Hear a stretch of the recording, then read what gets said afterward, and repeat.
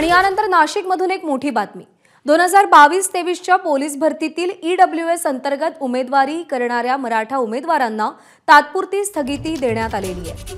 मराठा आरक्षणाचा गोंधळ कायम असल्याने अप्पर पोलीस महासंचालकांनी संबंधित विभागांना पत्र लिहिलंय।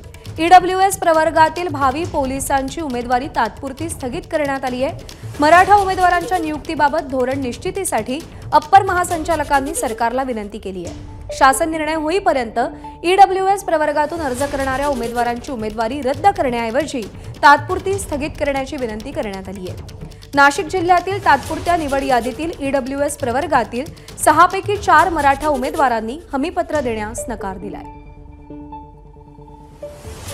मुकुल कुलकर्णी आपले प्रतिनिधी आपल्याला अधिक अपडेट देतील। मुकुल, प्रज्ञा, जे मराठा उमेदवार आहेत त्यांना काही प्रमाणामध्ये पोलीस महासंचालकांकडून दिलासा मिळाला आहे असंच म्हणावं लागेल, कारण 2022-23 मधली ही भरती प्रक्रिया आहे आणि जे EWS प्रवर्ग अंतर्गतील जे भावी पोलीस होते, जे उमेदवार होते, त्यांना त्यावेळेस असं सुचवण्यात आलेलं होतं, तुम्ही एक तर खुल्या प्रवर्गामधनं आपला उमेदवारी अर्ज दाखल करा किंवा ACBC मधनं करा।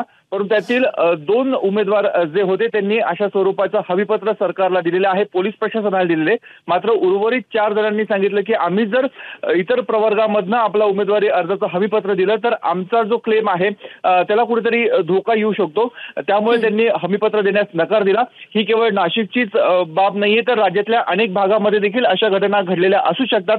त्यामुळे अप्पर पोलीस महासंचालकांनी जी संबंधित पोलीस भरतीची यंत्रणा आहे त्यांना तो जो आदेश होता की यांचे उमेदवारी रद्द करावी तो तात्पुरता स्थगित करण्यास सांगितलेला आहे।